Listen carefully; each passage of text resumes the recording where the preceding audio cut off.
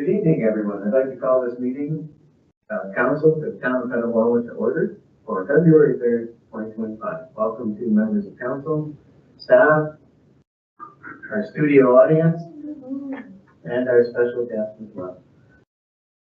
We'll start the meeting off by the reading of the land acknowledgement, and this evening it will be Councillor Turner. Thank you, Mayor Service. As we gather this evening, I would like to acknowledge on behalf of Petawawa Town Council and our community that we are meeting on the traditional territory of the Omawini pronounced.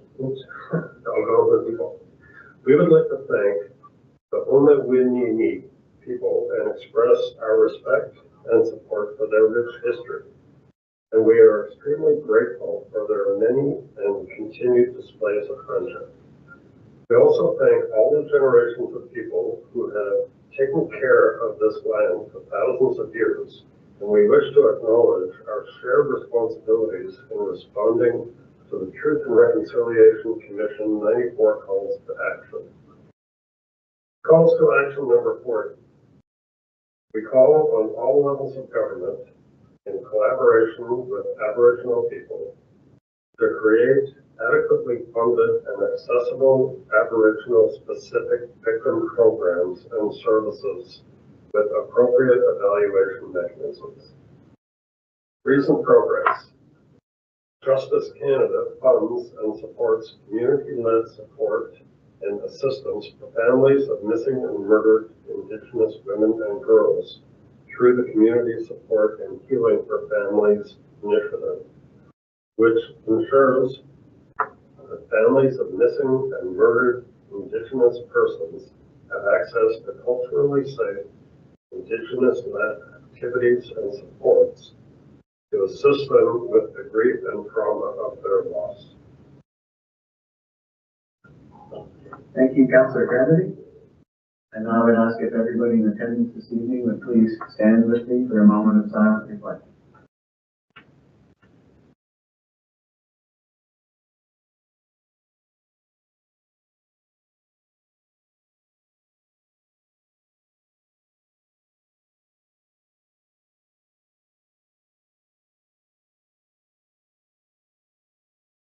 Thank you very much. Before we get to the approval of the agenda, I'd just like to acknowledge a few members of our community who just this week received a outstanding commendation. Just this past week, they began awarding the King Charles III Coronation Medals. 30,000 were awarded across the country of Canada, and there were 4 individuals right here in Upper Ottawa Valley that were recipients of this medal. So I'd just like to acknowledge a couple of our local members from here in Petawawa. Former Mayor Bob Sweet was one of the recipients for his many years of outstanding contribution in the municipal world of politics here in Petawawa. Also as well, Gillen Roots, Upper Ottawa Valley's most renowned entertainer and storyteller for all of his years of entertaining everybody across the Ottawa Valley.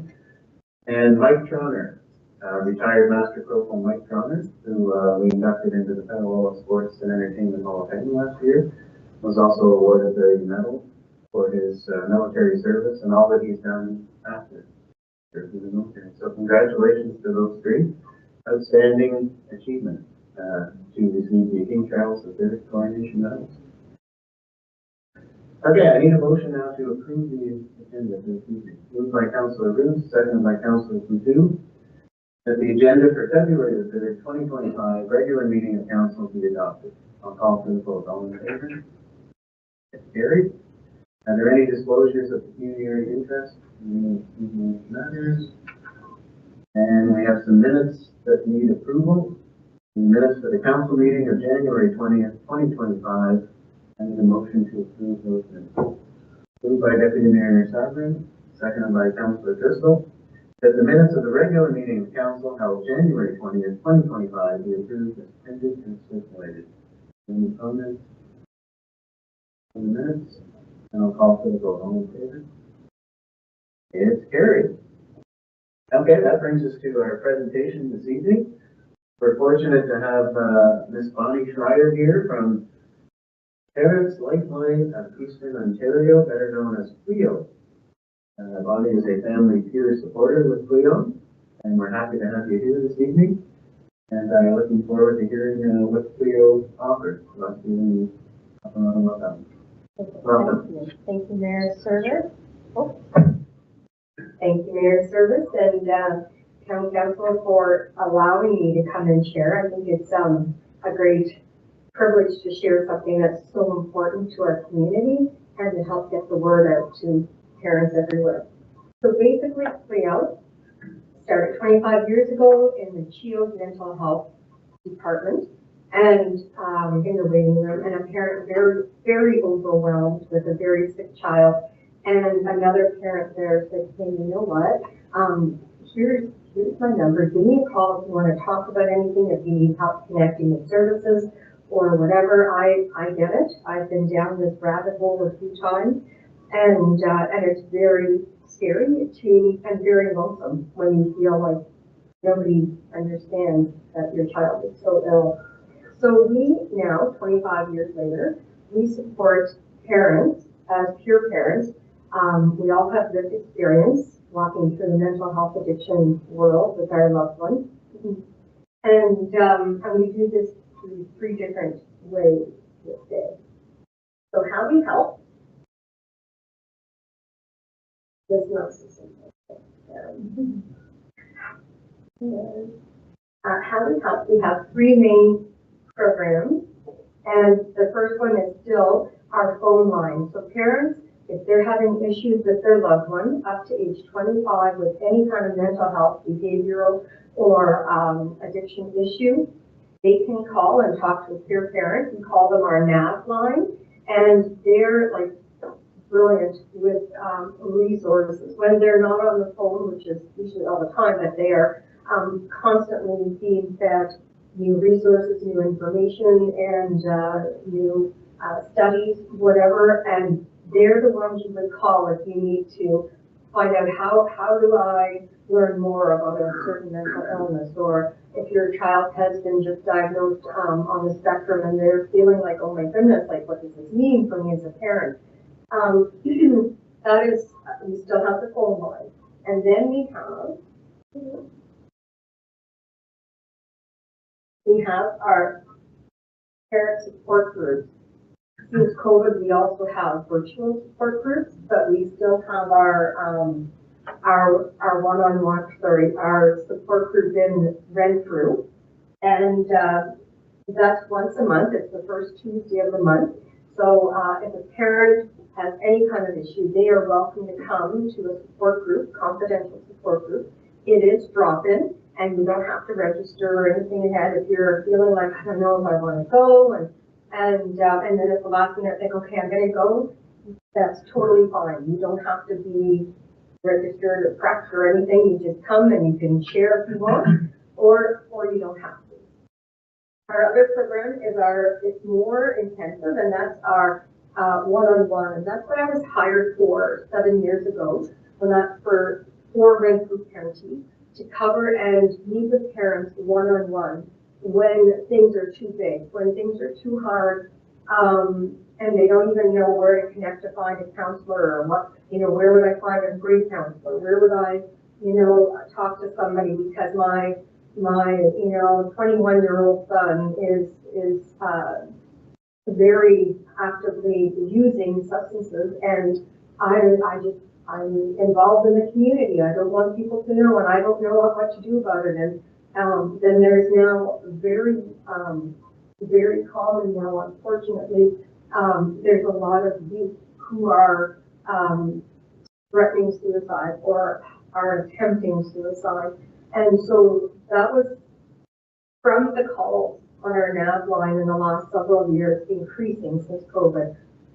We now have, with the Robbie Dean Center, a virtual support group for parents of suicidal youth.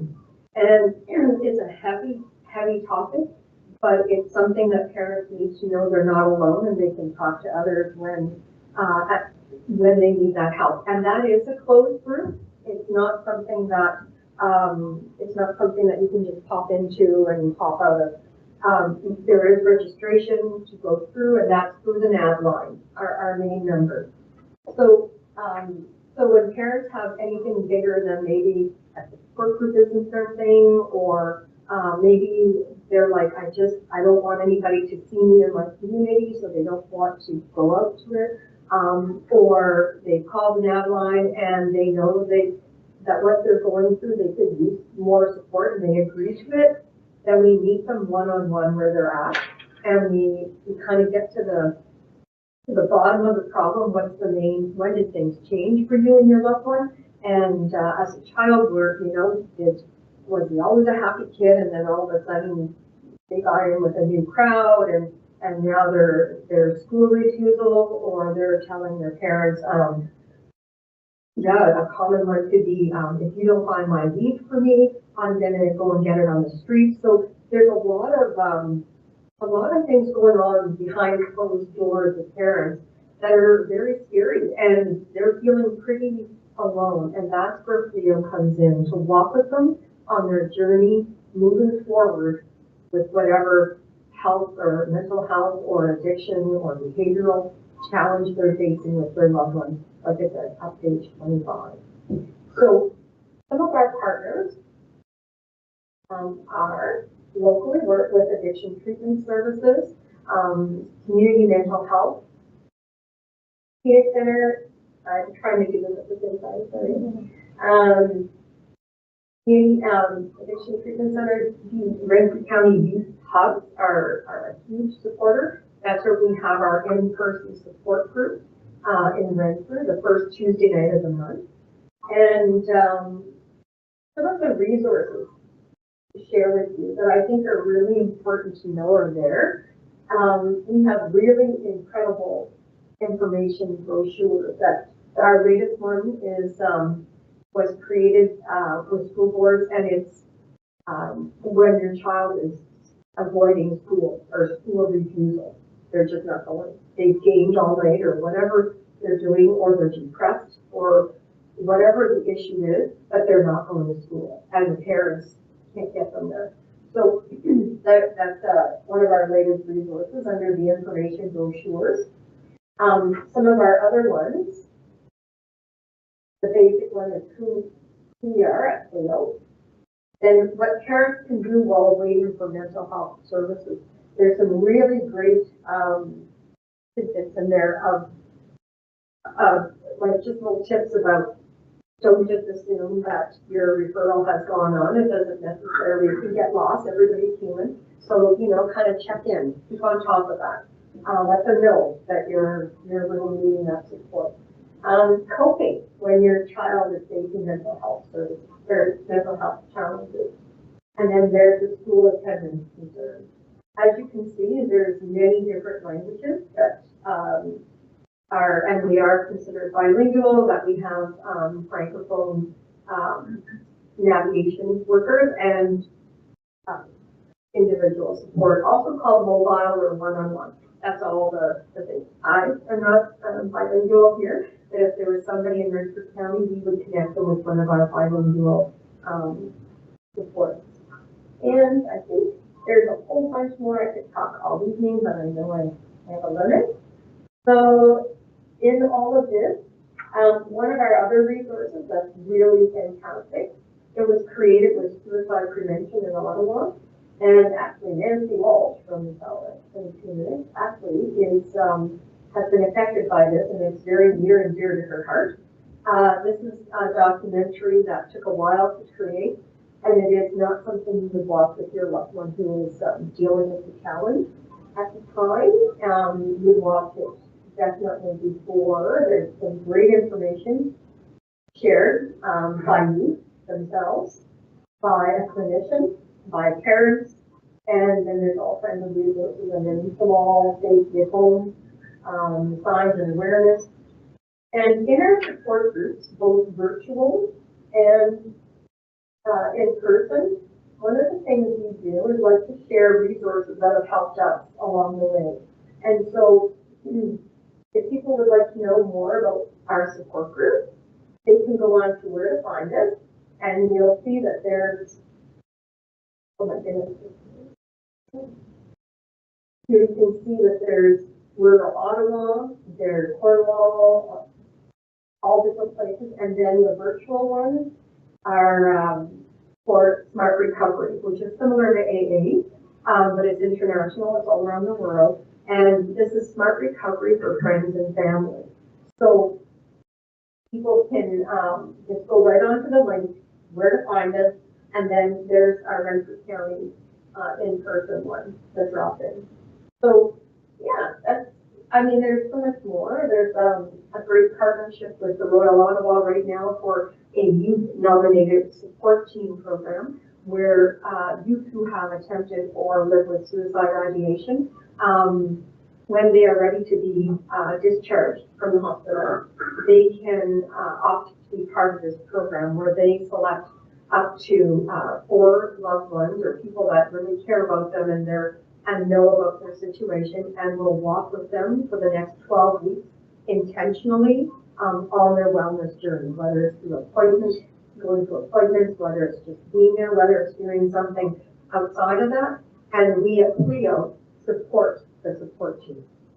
So that's a pretty big, that's a really such a privilege to walk with these caregivers who are really invested in walking with this loved one. And yeah, I think that's pretty much, I could go on here, or Mayor Server. But any questions? Okay, well, thank you very much, Bonnie, for bringing us a short summary of CLEO and all that they provide in Eastern Ontario, really. It's quite a wide area that you look after. And thanks for your 7 years as a family peer support worker, and all that you do to assist families who are facing challenges. We know that it's always been around, and perhaps COVID did exacerbate some of these issues. But it's great to know that there are a lot of support systems and services in place. And it sometimes seems that in today's society, messages get lost with all that's going on, social media and all of that. So it's important that you come here and promote your programs and other programs. In case you didn't know, Bonnie was here at our community mental health forum that we had a couple of weeks ago. And it was interesting, I found that not only Bonnie was CLEO, but other institutions and service providers were, I'll say, surprised at all these different support systems that were in place, and even they didn't know about it. So that's why it's so important that you get the word out of what you do. Thank you, again. I'm very grateful that you've let me come and do this, and that's exactly it. That the more that parents know, the more we wrap around our families, right, and support them completely.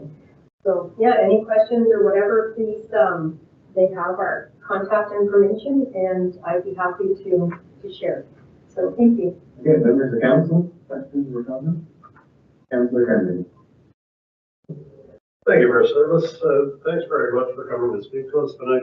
This is a very valuable service that is being offered to our community. And I can speak from experience because 20-some years ago, I was on the receiving end of a diagnosis for a challenged child. And even though there were 2 capable parents who were more than capable of navigating the system, that was one of the hardest things, was to figure out what was available and to actually access what was available. Like, it was a little different back then, I suppose, than it is now. There's probably more services, but yeah, and I remember thinking to myself many times, God, I wish there was a roadmap, or I wish there was some kind of help to tell you what's out there. And it was just a lot of digging to get to the answers that you needed. So this service is much needed. So thank you for your efforts. Thank you. I appreciate that. And it really is, I'm still learning. And from that meeting, I connected with a couple of others, and I'll be speaking to their staff next week. So again, the more we connect and share, the more we're reaching out to families in need that wouldn't necessarily know where to look for help like this. So thank you again. Deputy Mayor Sutton. Thank you, Mr. Mayor. Thanks, Bonnie, very much. I know Bonnie from many years in the community, and she's very, very well involved. And one of the things I know is that if you don't know where to find it, you're going to make it your mission to make sure that that happens. So I don't think any of your folks will go unsupported. But I think when you were talking, about people feeling alone and whatnot, sometimes it's really overwhelming as a parent when you have a healthy and well child. It's doubly so when, or triply so, or so much more complicated if your child is unhappy or unwell for a period of time and you feel like you're alone. And so having peer support people who've been there, who've done that, are sometimes a lifeline for people. And so thank you very much for everything you do. It's in the title, but it really is. And as the mayor said, there's a lot of services in the county. And the more that we collaborate and work together, the better that we will serve the people who need us most. So thank you. Thank you. Thank you. Any other questions or comments? Thank you, Mr. Mayor. Thank you sincerely for what you do. And I was thinking as you were presenting, I was aware of, kids' help phone for children in need. And I'm thinking this is exactly what we need on the other end, because parents are such an important part of that equation, helping children feel well. So again, it's that sort of putting your gas mask on, et cetera. So I'm really glad to hear about this. I'm excited to spread the word and include it in the resource packages going forward. So thank you sincerely. Thank you. I will still get them to you. No other questions or comments? Okay, so thanks again, Lonnie, for joining us this evening. And we'll be in touch with you in terms of your information brochures and passes. Any questions? Sure. Okay, thanks again. Okay, next we'll go to bylaws. Bylaw 1721/25, being a bylaw to provide that section 50, paragraph 5 of the Planning Act not apply to block 6 and block 7, registered plan 49M-118. I need a motion for first and second reading. Moved by Councillor Ruth, seconded by Deputy Mayor Savran. That bylaw 1721/25, being a bylaw to provide that section 50, paragraph 5 of the Planning Act not apply to block 6 and 7 and block 7, registered plan 49M-118, be read a first and second only. I'll call for the vote. All in favor? It's carried. Operation of the Town of Petawawa, bylaw 1721/25, being a bylaw to provide that section 50, subsection 5 of the Planning Act not apply to block 6 and block 7, registered plan 49M-118. This constitutes first and second reading of bylaw 1721/25. I need a motion for third and final reading of bylaw 1721/25. Moved by Councillor Carvin, seconded by Councillor Coutu, that bylaw 1721/25 be read a third and final time and passed. Any comments or questions on that? I'll call for the vote. All in favor? It's carried. Corporation of the Town of Petawawa, bylaw 1721/25, being a bylaw to provide that section 50, subsection 5 of the Planning Act not apply to block 6 and block 7, registered plan 49M-118. This constitutes third and final reading of bylaw 1721/25, this third day of February 2025. There's no correspondence, so we'll go to minutes of committee meetings. First up, we have council and committee meeting for January 27th, 2025. I need a motion to approve those minutes. Moved by Councillor Kennedy, seconded by Councillor Roots, that the minutes of the council and committee meeting held on January 27th, 2025 be accepted by council, and that resolutions from that committee become resolutions of council. Any questions or concerns on the minutes? I'll call for the vote. All in favor? It's carried.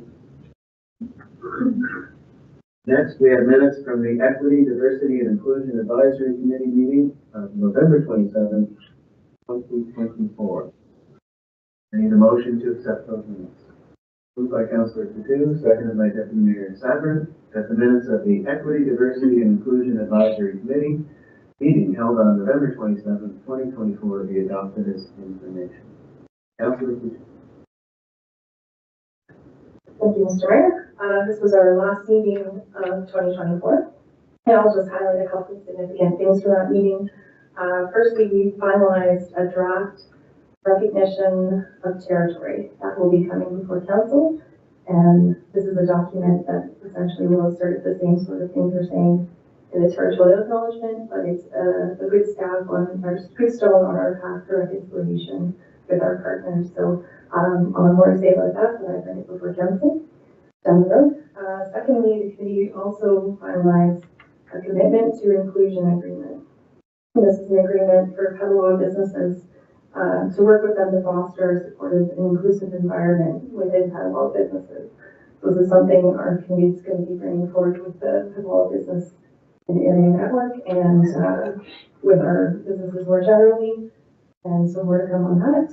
And finally, we will be moving forward on a men's healing circle initiative. And this is a need that has been identified in our area, a lack of places for men to gather in community. So we have on our committee right now, Elder Pat Ayre, who is going to be offering that healing circle, that healing teaching. So more details to follow on that. So I'm available for any questions. Thank you. Questions on the EDI committee meeting minutes? I have one quick question for you, just on the men's healing circle. Do you have a location in mind already? Yes, thank you, Ms. Moran. Actually, the council chambers themselves. Mm-hmm. You need it in my office? Yeah. Any other questions or comments? Okay, I'll call for the vote. All in favor? Okay. And thank you, Councillor Coutu and Deputy Mayor Savern and all the members of the EDI committee. I think in light of what's going on in the political landscape these days, especially in one of our closest neighbors, it's even more important now that we press forward and ensure that all of these rights are enshrined in our community. Number 3, Petawawa Accessibility Advisory Committee meeting of November 27, 2024. I need a motion to accept those minutes. Moved by Deputy Mayor Savern, seconded by Councillor Driscoll. That the minutes of the Petawawa Accessibility Advisory Committee meeting held on November 27, 2024 be adopted as information. Now, Councillor Donovan, who normally would speak to these minutes, is on vacation. So if anybody has any questions on any of the matters in these minutes, we could address those upon her return. Is that okay? All right. Then I'll call for the vote. All in favor? Yes. Next, we have Pembroke and Area Warming Center Committee meetings from October 22nd, November 18th, and December 9th, 2024. I need a motion to accept the minutes of all 3 of those meetings. Moved by Councillor Coutu, seconded by Councillor Kennedy, that the minutes of the Pembroke and Area Warming Center Committee meetings held on October 22nd, 2024, November 18th, 2024, and December 9th, 2024 be adopted as information. So, just like the previous meeting minutes, Councillor Donovan would have spoken to me as well, but she's on vacation. So she will address any concerns you may have upon her return. So I'll call for the vote. All in favor? It's carried. Okay, that brings us to staff reports. First up, we have PW-02-2025 County Road 51, Petawawa Boulevard Community Safety Zone. Welcome, Chris. Thank you, Mayor Service, and good evening, members of council. Okay, so in November of 2024, as you probably recall, staff brought a report before council looking for support for a speed reduction on Petawawa Boulevard between Silky Drive and Golf Course Road. It was a 6-kilometer zone. And also as part of that report, there was a vote, request for a community safety zone at Pine View School, public school, which also included additional signage, flashing lights, and pavement markings. So the benefits of the community safety zone, as I'm sure you're aware, but we'll just go through them quickly, is improved pedestrian safety for students and families attending the school, reduce vehicle speeds and enhance speed enforcement, public awareness campaigns to educate motorists about the importance of slowing down in school zones, greater compliance with traffic laws, leading to fewer traffic violations and accidents, and enhanced community confidence and local efforts to prioritize safety. So in behind the scenes, the County of Renfrew was busy passing their motions to get the speed reduction in place and the community safety zone. So as part of that, they have to adopt some bylaws at their February 12th meeting with County Council. So in order to move forward with the recommended changes, County of Renfrew staff approached Town of Petawawa staff to discuss the limits to the proposed community safety zone at Mountain Public School. The minimum distance for a community safety zone is 1 kilometer, and the maximum is 2.5 kilometers. So staff have reviewed the area and is recommending a 1.3 kilometer community safety zone, as you can see in your package with the diagram. The attached map shows it, and the limits would extend from 2175 Petawawa Boulevard to 2427 Petawawa Boulevard. Staff feel that this defined area best encompasses the Pineview Public School zone, along with appropriate distance to the north and south of the school. There is a sharp bend in the road at Radke, and staff felt that it would be wise to extend the community safety zone to encompass the Radke intersection and to notify drivers before they are too close to the school zone, see the flashing lights, see the additional signage, and slow down before they reach that corner. And of course, when they get around the corner, they're not far from the school zone. So I think staff have done a good job in focusing the community zone where it should be. 1.3 kilometers is reasonable. We do have the ability to go wider, like a greater distance, but you certainly want to be careful with that. Staff feel that the bigger the community safety zone, you may be taking away the effectiveness of the additional signage and the lights, and really focusing the driver's attention on the school zone. So that's in essence where we came up with that proposal.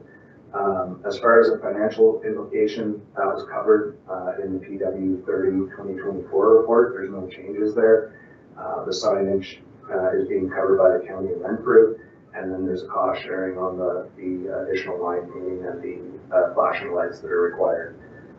So what we're looking for tonight is for council to support the proposed 1.3 kilometer community safety zone on County Road 51, Petawawa Boulevard, extending from 2175 Petawawa Boulevard to 2427 Petawawa Boulevard, and then also to allow staff to communicate this decision to the County of Renfrew for them to adopt in their procedures and bylaws. Happy to take questions. Thank you, Chris. Questions on the report? Deputy Mayor Sanders. Thank you, Mr. Mayor. Chris, thank you very much for this report. I'm really glad to see that coming forward.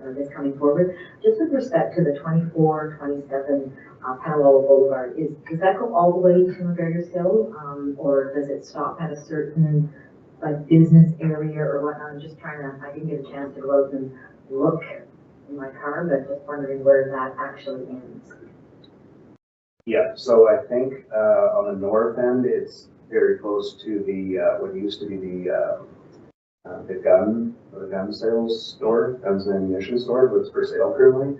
And then on the southerly end, it's close to Delbert Antler window sales store just before Radke. So no, it doesn't extend right. Like it's not the entire 6 kilometer zone where the speed reduction is. It's 1.3 kilometers at Pineview School. I had it, sorry, thank you for that. I had it backwards in my head. I had Radke being the start in my head, so thank you for that clarification. And I think 1.3 will actually do what it's intended to do, which will focus people that this is an important area to slow down, as opposed to go, oh, when is that important area coming? I'm going to keep going. That's right. Yep. Just for clarification, I think the Delbert Antler was the original county address. I think it goes past Radke now towards, I think it was a white feather tattoo or a hot tub place. Yeah. Because Delbert Antler is between Radke and Pineview. Yeah, so it goes past Radke, and I'm not sure what business is there, but it's getting closer to what Pete Sales is at. but not quite that far. Yeah, yeah. Councilor Riz. Thank you, Mr. Mayor. Thank you, Chris, for bringing this forward. And yes, I'm so glad to see that the school zone is going to be identified, because it's okay for us people and residents that live in the community, but if you're not from the area, you would never know there's a school there.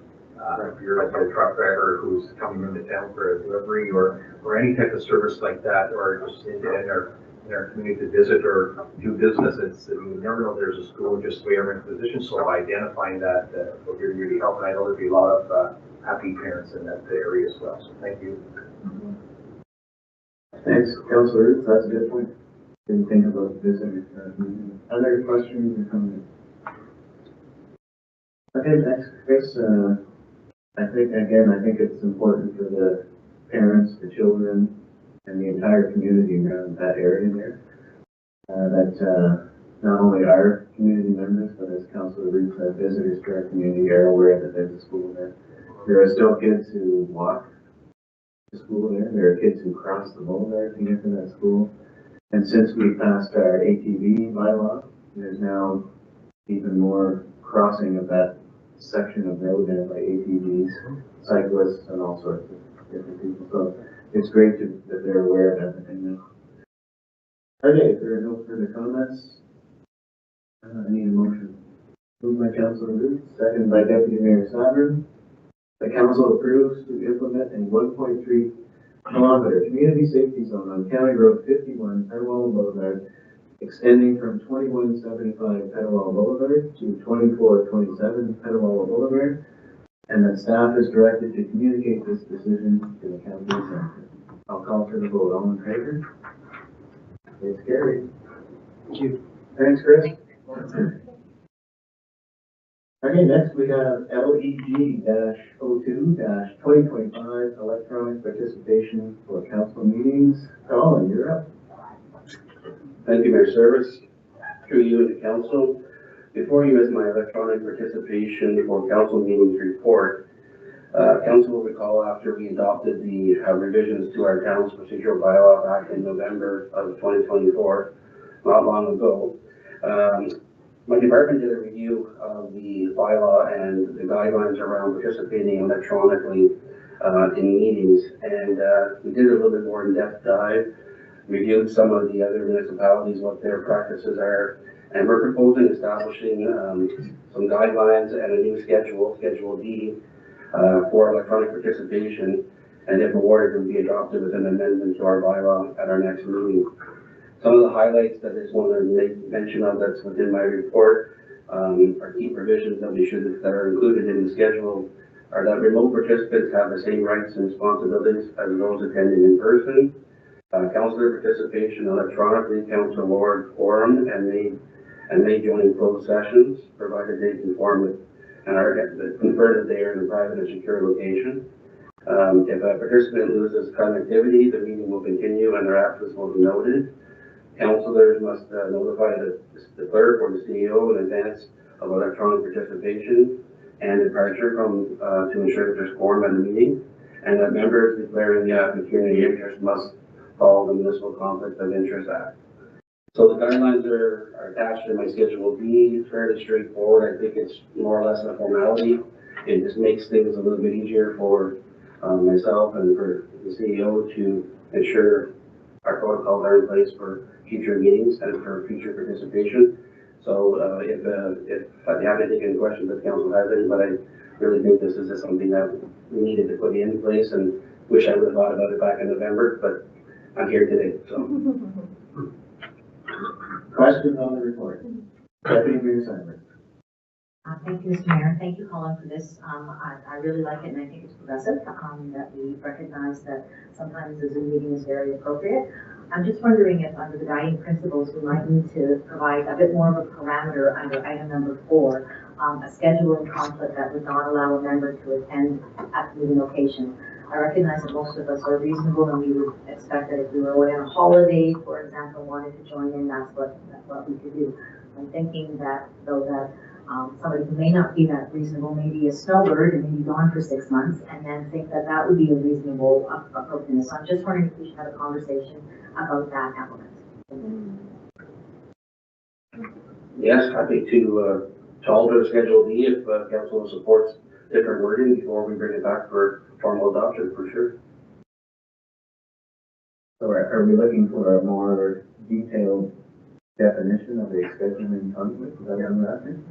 That's correct. I think what I would be comfortable with would be that, a person could miss 2 meetings in a row kind of thing, much like we have a council meeting, like, I think the council meetings are the ones that are really defined, that you can't miss more than X number in a row, that kind of thing. And then that way, or not miss, sorry, that's the wrong term. For me, there's a presence in the community that I would like to have, and not just a presence at meetings. So if you're away for 6 months, you could still be in, but you're not present in the community, which means you're not accessible, which means you're not out and about seeing what's going on, that kind of thing. And I know I think that that's an important responsibility that we have as council members, to also be present in our community. So not sure what the wording should look like, but would like that addressed. Yeah, I understand where you're coming from. I get it. I'm going to bring up an instance that I just read about recently, and that is that the councillor is off on medical leave, is not able to be in the room, but still can attend virtually. So how would we, and if it's for a more extended period of time than 2 meetings, how would we allow for that? Thank you. Thank you. I think that's addressed in item number 3, and that's not the one I had the issue with. I'd like it with scheduling conflict. If somebody has got an illness, then number 3, I believe, addresses that. A scheduling conflict, though, I think needs to be more, stricter parameters. Thank you. A good point. I think what we're looking for is that number 4 in itself, the scheduling conflict, needs a little asterisk beside it, that any type of scheduling conflict will only allow the member to miss 2 meetings and not a third type thing. Yes. Councilor Carter? Thank you for your service. Yeah, I would totally agree with that. That makes perfect sense. And so just a question for the clerk. Maybe what exactly would it look like? Like, are we going to pop up on the screen here? Like, let's say I'm not here and I'm there. Is my image there? And let's say I want to speak. Do I electronically raise my hand and the mayor then hopefully doesn't ignore me and then I get the floor somehow, or how exactly does that look? Yeah, that's correct. I think it will require a little bit of learning curve at the beginning, but I'd be here to assist the mayor to make sure the raised hands are even electronically put up. And when you're voting, again, your hand will go up in favor of the vote. We have to be mindful of monitoring the councillors who are in attendance at a meeting remotely to ensure that that happens. That definitely, if whether it's a roll call, whether it's a recorded vote, all those parameters would have to be in place, just like if you were here. The thing to remember is, even though you're remote, you're still viewed the same rights and principles as if you were still present in the seat. So, and as terms of how you pop up in the screen, Scott can correct me if I'm wrong, but it'd be very similar to how it was where we had a presenter last week at our meeting. They popped up. It would be the same way you would probably be. I don't know if it's at the top of the screen, Scott, but I mean, you can confirm that. Yeah, through the chair. We can arrange what the gallery looks like. But yeah, you would be beside, if it's just one of you, you would be beside the image that's being streamed out of here. And it's not like you'd be minimized across the top and we couldn't see you. So you'd be fairly prominent. Just depends on how many people we have on that are attending remotely at any given time, right? So the way I've seen it done before, when you have members attending remotely, is we can outfit the mayor with a monitor, a special monitor, so he can see clearly when hands are raised, and it'll be up to him to make sure he keeps his eyes on that. So, well, whoever the chair might be, the deputy mayor or the mayor. So, Could I also have a special monitor for the playoff games? We have another meeting when there's an NHL playoff game. Do you really want me to answer that? I'll just let you know what happens at the county, because their bylaw was passed last year to allow for virtual attendance. And just this last Wednesday at our committee of the whole meeting, when there was a weather event in Renfrew County, there were 8 councilors that did not attend in person. So I think there was more people virtually than there was actually in the chamber itself. So it was a bit of a, I don't want to say a hassle, but it was difficult for the warden when he would call for a vote. Your first instinct is to look around the table, and then, oh yeah, I have to look up on the screen where those 8 people are to see if somebody up there is raising their hand. So it's a bit of a learning curve, but it can be done. Any other questions or comments? Don't worry about it. I just have one question about, in the unlikely event that we have a meeting where there's only 4 councilors, that's the minimum for a quorum, and one of the councilors is virtual, and then we suffer some kind of internet outage or weather event that all of a sudden that one virtual member flips off. Now we only have 3 councilors. What happens in that event? Yeah, so you would lose your quorum, and then the meeting would have to end. So, unfortunately, these things happen, and they're unavoidable. But we're working on ensuring that everything is more secure in regards to broadband.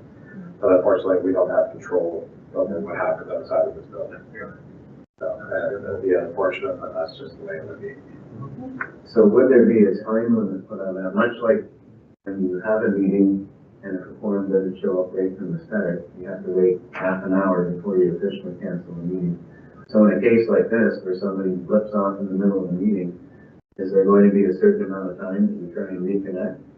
Like say 15 minutes and then we call it, or 30 minutes we call it, and if that's the case, should we have this written in the policy?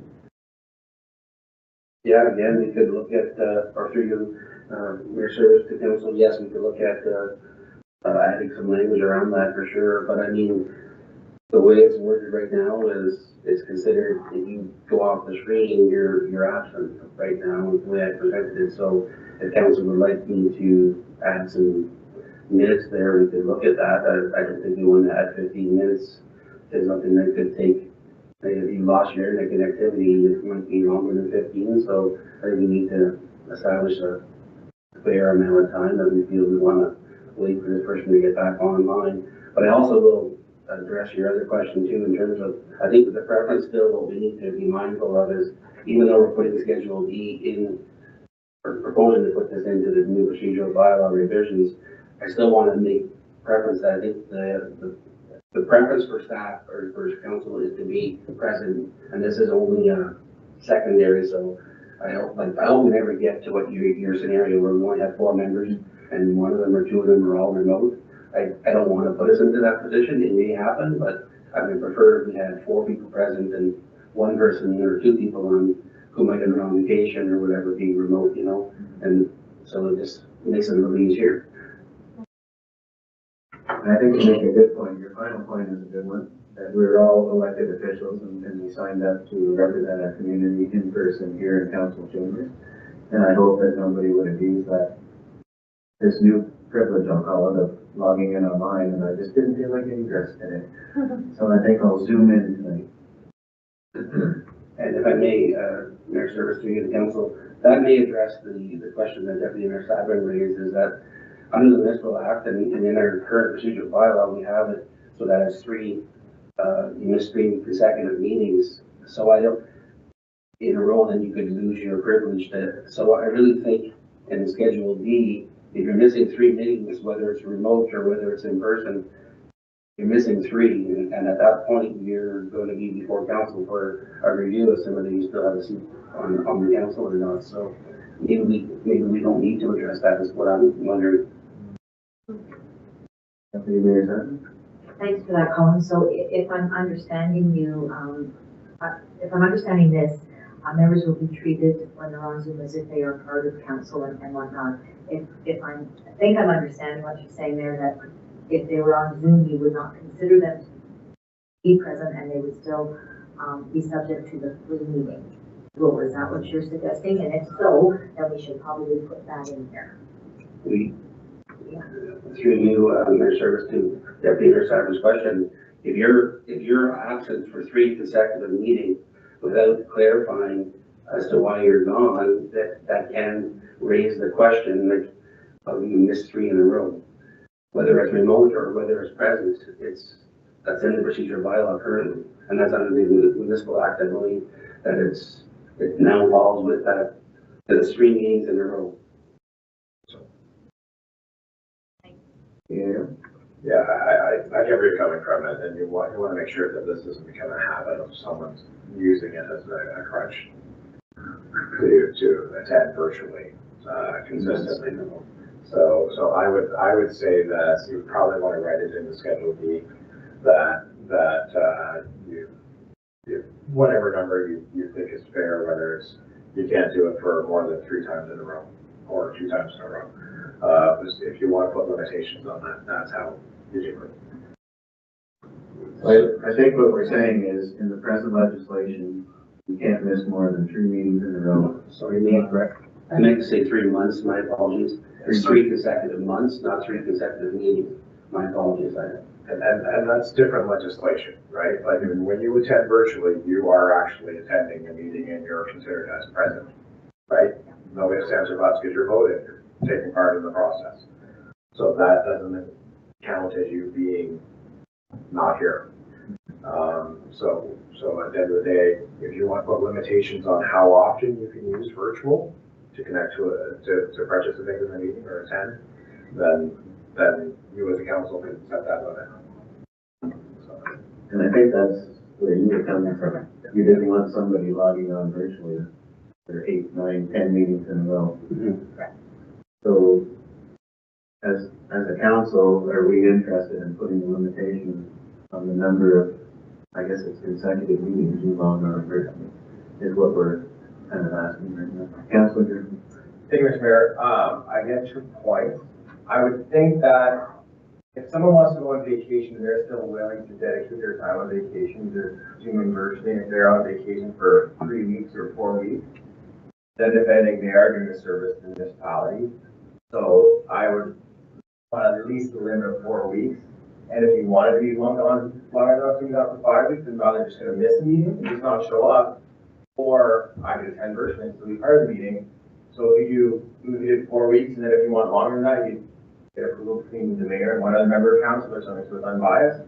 I'd find something like that, but for like 2 weeks, I'd rather see more people attend than if I can attend while I'm on vacation for 3 weeks, why would I not just attend them all instead of just not attending at all?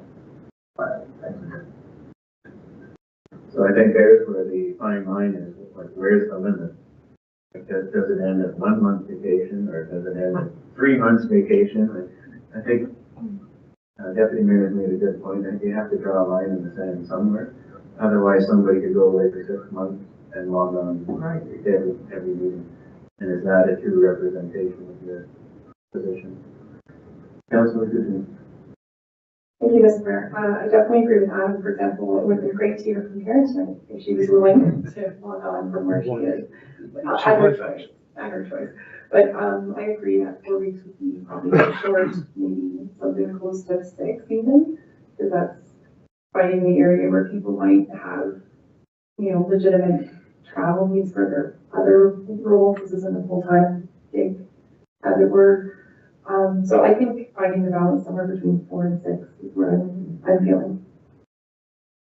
Because if you consider the 3 month limit that is in place right now, that would usually encompass, I know it's inverse, but that encompasses 12 meetings. Okay? Deputy Mayor. Thank you, Mr. Mayor. I do want to see a limit. I would be comfortable with 1 month, but that's the outer ends of where my comfort level is. Otherwise, you're not serving your community, and I can start out by saying we need to be present. So I'm comfortable with 1 month consecutive meetings. So that would mean 4 meetings in a month. So 2 council and committee, 2 council meetings. Thank you. Councilor Kennedy. I think our service side too would be comfortable with 4. Councilor Ruth? Totally agree with 4, thank you. I see some nodding going on. Okay, so it looks like when you read up the draft for us, would you be comfortable with 4 as the maximum number of Zoom meetings, consecutive Zoom meetings? And what was the other amendment you asked for? Oh, the time limit before, if quorum was lost due to internet outage. Some type of time limit for that person to reconnect to the meeting. And I think that was okay, so we'll look forward to your draft. So I guess I have to change this motion slightly to as amended. What I was, your service is going to say. As amended. Okay, so if you're comfortable, I need a motion. Moved by Councilor Carvick, seconded by Deputy Mayor Sabrin, the council endorses the attached proposed Schedule D to procedural bylaw 1701/24 and direct that a bylaw be presented at the next council meeting for formal adoption of Schedule D as amended. Are we good? Okay, I'll call for the vote. All in favor? It's carried. Next, we'll go to councilor reports. Deputy Mayor Sabrin. Thank you, Mr. Mayor. Nothing to report. I'll wait until the month is over. You make me look bad. Councilor Carvick. Nothing to report this time. Councilor Griffin. Thank you, Mr. Mayor. I'll report that I attended a library board meeting on January 27th. And James was there with me and chaired that meeting. I don't know why he was embarrassed to share it. January 29th, I chaired the EDI advisory board meeting. Thank you. Thank you. Councilor Driscoll. Thank you, Mr. Mayor. Recently, I attended this health summit here at Town Hall. And other than that, I have nothing else to report. Thank you. Councilor Ruth. Thank you, Mr. Mayor. Just a quick note again, there's that great project from the Economic Department and funded in part with the Ontario Ministry of Agriculture and Food, and it's called the Business Retention and Expansion Program. This is an opportunity to engage the business community, to have a voice through an online survey and interview business discussion, and this can be done by connecting right here at the town office with the Phoenix Fan booth. It'll take about an hour to complete, and the goal is to promote investment, foster innovation, and ensure long-term economic growth for our town. And this feedback is very important to our staff, but also to the T-Band booth, as we are planning then for future to identify new opportunities and challenges within our town. There's also a chance to win a $100 gift card for the first 40 businesses to sign up. So I encourage business to get involved with that, and so we can have that information to get a look at what everyone's thinking. Also want to report from the Airport Commission that the marketing contract for Jennifer Lehman has not been renewed. She's accepted other opportunities, so we'd like to thank Jennifer from the town of Petawawa for all her efforts and accomplishments that she has achieved during the time with us at the facility. And she was always very eager and enthusiastic to help promote and provide any support services for the airport in so many ways. And also, I just want to remind the residents also to continue to shop local. These are tough economical times out there, and always do shop convenient. Thank you. Thank you, Councilor Ruth. Okay, I'll try to be quick. On January 16th, I was here as well at the Community Health and Wellbeing Roundtable. A really great gathering of all the people who provide us services here in the town. And looking forward to our next get together when we try to come up with some solutions to getting more services here in Petawawa. January 18th to the 20th, I attended Roma with the CAO, Councilor Carmody and Councilor Donovan. We had 2 delegations, one to the Minister of Transportation, talking about our Petawawa Boulevard traffic struggles, and as well our recommendations for the twinning of Highway 17 from Chalk River to Leeds Hill, and putting in the interchanges at all of the lighted intersections between Chalk River and Leeds Hill. And as well, we also asked for at Highway 41 and the Highway 17, where they have the flashing light that warns traffic that the lights have changed. We asked for that at all of the 7 lit intersections between Chalk River and Leeds Hill. And the Minister of Transport, when we asked for that, looked down like this and pointed at somebody. So maybe that means there's some traction to that request. We also met with the parliamentary secretary to the Minister of Health, and we were asking for two FTEs, two full-time equivalent positions, and one admin position.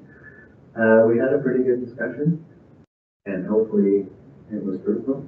We'll find out soon. The calling of the election has made all of these requests, has put them really all on the shelf until the new government is filled, so we'll see where that goes. On January 24th, I had a meeting with the garrison commander. January 27th was the announcement of the Renfrew County being successful in their hard pump applications. So $6.3 million annually for the next, I can't remember how many years, but quite a few years, to provide a facility, addictions treatment facility in the town of Pembroke, to be used by all of Renfrew County. So a huge announcement for Renfrew County. That's a lot of provincial dollars and a great service that now will be provided. The next day, there was a photo op with MPP Yakabuski announcing the $2.8 million of infrastructure funding for the county to build the roundabout on the boulevard at the boulevard and Jordan Road. January 31st, Deputy Mayor and myself had a Lee Warden parade meeting, and I thought it went very well. We met with the RCD, and we've also been receiving communications from the Mayor of Lee Warden. He is coming on April 15th, and so we're setting out our schedule of activities for when they're here, and we're ready to finalize our plans for the big parade down in the town of Petawawa. It's all very exciting. February 1st, I went to, there was an award ceremony for Master Corporal retired Mike Trummer. He did his King Charles III coronation medal. I attended that. On the 2nd, I went to the Presbyterian Church breakfast as part of Cabin Fever, which is ongoing right now as we speak here in the town of Petawawa. So get out there and enjoy all the activities that are going on. Even during the weekdays, there's all kinds of things happening, freescapes and other evening activities. And lots going on this upcoming weekend as well. This morning we met with our accounting firm and had our audit results. And they'll be bringing those forward on next Monday to council. We passed, by the way, so we're Passed? We're good. They didn't give us a letter date. And January 15th and January 29th were the first two Renfrew County Council Committee of the whole meetings. So there was a lot of trepidation about how it would go. And the first one went from 9:30 to 5. But there was a budget discussion within the meeting as well, plus the council meeting was on that day as well. The next one was the 29th, and it only lasted until 3:30, which was a little bit better. But it's funny when you have all of these committees, everybody's there, and there's a lot of questions and comments being made. Big highlights of the county. They actually had 11 Roma delegations, and I'll just say they were successful with their heart health delegation because they were awarded the funding. We got the long-term care home strategic plan for 2025 to 2030 in terms of Bonashare Valley and Miramichi, or Bonashare Lodge, sorry. Also approved was an application for a community sports and recreation infrastructure fund, Stream 2. They're going to put an application in for $2 million for the Bissett Creek trestle bypass for the Algonquin Trail. So they looked at the trestle itself, and it was too expensive to fix. And then you would just have to fix it again sometime in the future. So now they're going to take the Algonquin Trail off the railway, across the highway, and wrap it around and bring it back up onto the Algonquin Trail. And even that is going to cost $2 million. So hopefully they're successful with that funding request. As we heard earlier today, they came up with their community safety zone policy, and that will get passed at the next committee meeting. I'm sure everybody's heard of their road rationalization study. So they came up with a new scoring system and then ran all the roads through it again. And there's still a recommendation that some roads are downloaded to the town of Petawawa. But that's just a recommendation. It doesn't mean it's going to happen. And there's also some recommendations that roads are uploaded to the county, but none from the town of Petawawa. Yeah. Since you're on that point, just so you know, FYI, Chris is bringing a full report on this. He's been engaged in discussions with the county and the get a better understanding of exactly what they're talking about and how things might proceed. So you'll be getting a full report that in the near future. And in the discussions we have, it's not something that can be forced over here. So it's just a study and they're just making recommendations to see what kind of traction they can get. Something interesting for the first time ever, head killer Mariah had a culvert that needed to be replaced and they're having difficulty finding a contractor to do it. So they have, I'll say, hired or contracted the county staff and they're going to do it. And bill head killer Mariah for all of the work, the design work and the actual work of replacing the culvert. So it's, I'd say an innovative step for the county to do that, to help out municipalities that are struggling, especially in the underlying areas. And that was this month's county report. I need a motion for the confirming bylaw. Moved by Councillor Padu, second by Councillor Carmody. That bylaw 1722/25, you got a first, second, and third time passed. I'll call for the vote. All in favor? It's carried. Corporation of the Town of Petawawa, bylaw 1722/25, being a bylaw to confirm the proceedings of council at its meeting held on February 3rd, 2025. This constitutes first, second, and third reading short of bylaw 1722/25, this third day of February 2025. I need a motion to adjourn. Moved by Councillor Root, second by Councillor Bristol. It's a meeting adjourned to the call of the mayor. We'll call for the vote. All in favor? It's carried.